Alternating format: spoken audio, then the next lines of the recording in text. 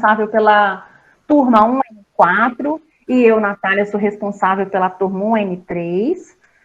O PIPAT, como esse projeto de pesquisa, ele tem uma proposta de trazer para dentro da escola a vivência do estudante, né? É o somatório do seu tempo vivencial, quem é você no seu trabalho, na sociedade, na comunidade onde você reside, no território em que você se insere, e o tempo que a gente está dentro da escola, né? O que a gente aprende na escola, o que a gente aprende fora da escola. Então, a ideia de se desenvolver este projeto é entender e compreender o aluno como um somatório de todas essas vivências, né? Como que é essa disciplina? Vocês já viram que ela não tem aula, né? Nem no presencial, e agora a gente está vindo aqui para o Meet também para trazer vocês um pouquinho mais para perto, mas a proposta é que a gente faça acompanhamentos individuais, acompanhamentos coletivos. Nós estamos postando as atividades no sala de aula do Google, né, do Classroom. Temos grupos de WhatsApp exclusivos para o PIPAT. Então, vocês estão inseridos naquele grupo maior, que é um N3 e um N4, mas cada professor do PIPAT também tem um grupo de WhatsApp, onde a gente orienta e conversa com vocês, direcionando para a construção desse projeto, né? No PIPAT, os grupos eles são abertos nas terças e nas quartas, porque nas segundas-feiras a gente faz o planejamento do que como será as atividades de vocês. Só para trazer assim essa informação e deixar bem claro de que o PIPAT, apesar de não ter uma nota final, você precisa da carga horária para terminar o ensino médio. Como que ela é contabilizada? Através da participação de vocês, a interação de vocês nos grupos do WhatsApp, as devolutivas das atividades, né? A construção do projeto em si. Então, nessa primeira etapa, o PIPAT tem como carga horária total 100 horas. E assim será na segunda etapa, do próximo semestre, e na terceira etapa. Isso quer dizer que o aluno que não construir o seu projeto ao longo das etapas, ele ficará com essa carga horária, devendo essa carga horária, e terá a sua formação comprometida, né? Então, reforço a vocês que a carga horária, ela é necessária para que vocês se formem na primeira etapa, na segunda etapa, e aí, então, finalizem o ensino médio, né? Nessa primeira etapa, que é o momento que a gente está vivendo agora, é a hora de construir o projeto. Eu vejo que alguns alunos falam assim, não estou entendendo, o que é para fazer, professora? O que é essa atividade? Ao final da primeira etapa, todo estudante, ele tem que ter por escrito o seu projeto de pesquisa. Então, o que é a avaliação final? É esse projeto que você vai entregar, seja online, seja na versão impressa, da maneira como você definir com o professor orientador, né? E esse projeto, ele vai ser escrito e construído agora nessa primeira etapa, tendo em vista aí alguns eixos que a gente vai falar daqui a pouco. Então, só para que fique claro, se você decidir, por exemplo, fazer uma pesquisa com questionário para as pessoas no território que você escolher, você não vai fazer esse questionário, aplicar este questionário agora na primeira etapa. Nessa etapa, o que a gente vai fazer é construir o projeto escrito, é entender o que você deseja estudar, o que você deseja pesquisar, como você fará isso, quais são os seus objetivos, e aí, então, uma vez escrito, na segunda etapa, a gente vai executar esse projeto, tá? Então, a gente tem aí que na primeira etapa, vocês vão escrever este projeto, sempre com o auxílio do professor orientador, tendo em vista esses 3 eixos que são o trabalho, o território e o perfil do aluno.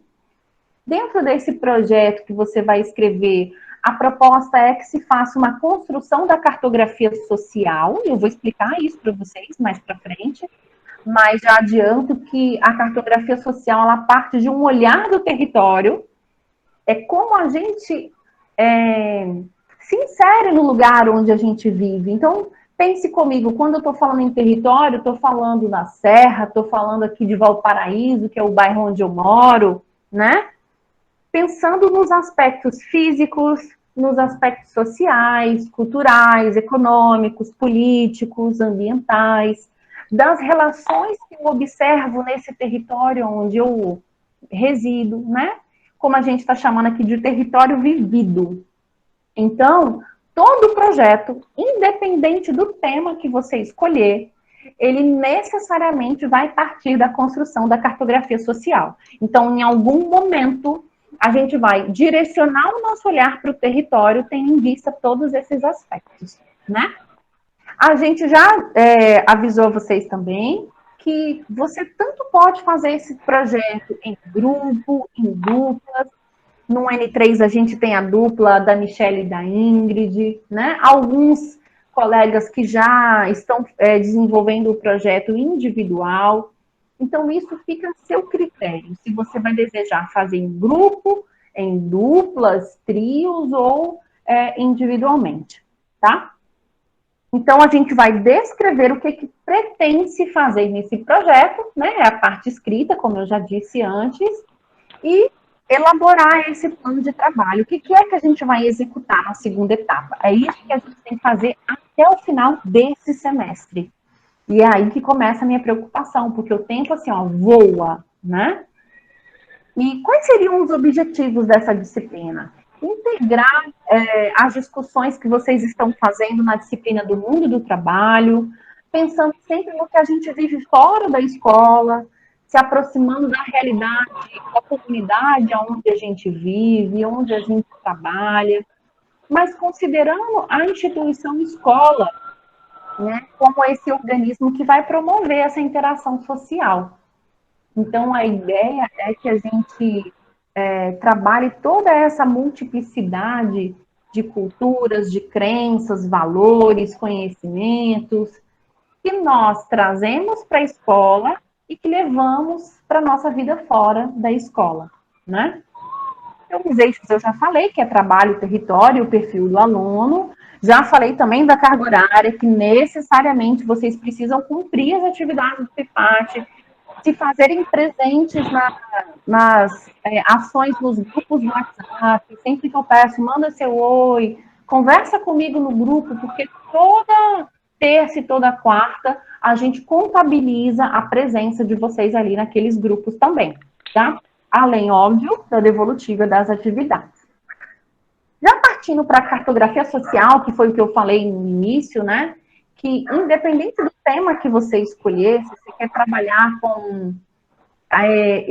agora eu me esqueci o nome da colega, mas nós comentamos no N3 sobre o trabalho com animais, e eu me lembro que eu sugeri uma questão da ONG, né?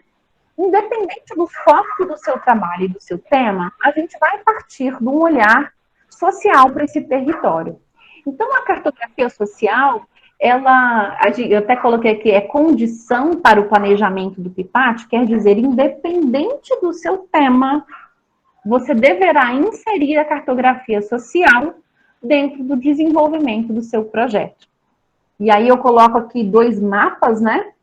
Um mapa falado, que é aquele mapa escrito junto com a comunidade, desenhado junto com a comunidade, e o resultado de um mapa, que é aqui disponibilizado nesses aplicativos do Google, Google Earth, que são imagens de satélite de um determinado local que a gente queira estudar. Né? Existem várias possibilidades de se trabalhar com mapas, tá? Mas a cartografia, ela não é só essa questão do mapa em si. A gente parte aqui, né, dessa cartografia social como sendo muito além daquele desenho do mapa físico. Como eu disse antes, a cartografia social, ela tem o objetivo de nos mostrar como é que a gente vê aquele território, como eu vivencio o meu território. Vou dar um exemplo aqui do lugar onde eu moro. Eu moro em Valparaíso.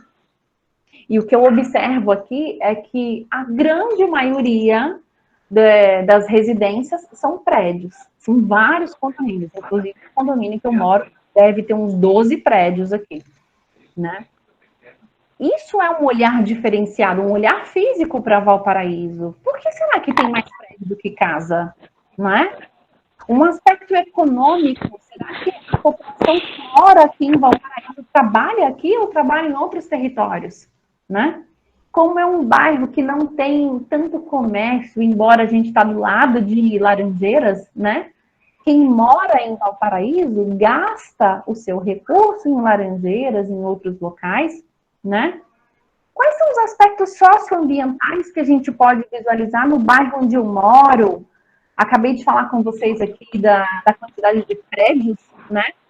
Então, os espaços, os lotes, eles são utilizados para a construção desses edifícios, quer dizer que tem um número muito maior de pessoas residindo e um número menor de residências, se eu for considerar o lote, não é? Enfim, são várias possibilidades que a cartografia social pode abordar. O que eu quero deixar claro aqui é que ela parte do nosso olhar quanto território, né? Me lembro que a gente deu uma sugestão aí também com outro trabalho de se fazer empreendimentos, estudar os empreendimentos do bairro. E aí eu pensei assim, nessa pandemia, o que a gente tem visto de nós mulheres tendo que exercer 5 vezes mais do que a gente já faz no nosso dia a dia, porque você tem que trabalhar fora, chega em casa, tem o trabalho de casa, tem que olhar a criança, é o cachorro latindo, a roupa para lavar. Não é um monte de coisa. Como que a mulher ela está sendo vista nesse contexto pandêmico? Ou quando eu penso na questão do empreendimento, será que muitas mulheres que, infelizmente, ficaram desempregadas nessa pandemia, pensaram em novas possibilidades para conseguir recursos para suas casas? Como que elas estão fazendo? Não é? Então, é um olhar que eu tenho dentro desse viés econômico, desse viés social, mas trazendo para a questão do gênero, estou falando aqui do contexto das mulheres. Então, é um exemplo que a gente pode abordar na cartografia social. Vocês estão me ouvindo? Está muito chato? Como é que tá essa história aí? Para mim tá tranquilo, escutando bem. Tá, beleza. É porque quando a gente compartilha a tela, eu não vejo vocês, né? Aí é como se eu estivesse falando aqui, literalmente, para o computador. Tá tranquilo, tá tranquilo. É Então, boa a conversa. e quando a gente fala de território, né? É um nome assim, ai, o que é esse negócio que a professora fica toda hora me perguntando qual que é o território que eu vou trabalhar? Por quê? A gente tanto pode trabalhar no nosso contexto município, serra, mas eu posso também restringir ainda mais. Porque a proposta do PIPAT é que a gente reconheça o lugar onde a gente vive, né? Então, é por isso que a gente tem sugerido a vocês de escolherem ou bairros em que vocês moram ou bairros em que vocês trabalham. Isso pensando que o território, ele vai muito além dessa questão física, né? Dessa rua daqui para cá é Valparaíso, para lá é Laranjeiras. Não é isso que a gente está falando, né? A gente diz que o território, ele está relacionado à herança cultural do seu povo, de como foi o processo de ocupação daquele lugar, né? Dos processos de construção daquele território, quais são as fronteiras, o que eu tenho aqui no entorno, né? Então, quando eu estou falando território, pensem sempre nessa questão. Não é necessariamente só o físico, só aquele meu bairro, tá? Mas todo o contexto que envolve a construção daquele local, tá? E aí, a gente também já comentou isso com vocês, que como a cartografia social, ela necessariamente fará parte de todos os projetos que serão construídos, independente, tá, do tema que você escolher, necessariamente a gente vai passar pela cartografia social. E ela trabalha de uma forma crítica e participativa, pensando nos aspectos que esse território se caracteriza. Então, já falei aqui dos aspectos sociais, políticos, econômicos, emocionais. Eu me lembro que quando a gente apresentou a disciplina, teve uma aluna que falou conosco assim, eu queria entender por que lá no meu bairro tem tantos casos de suicídio,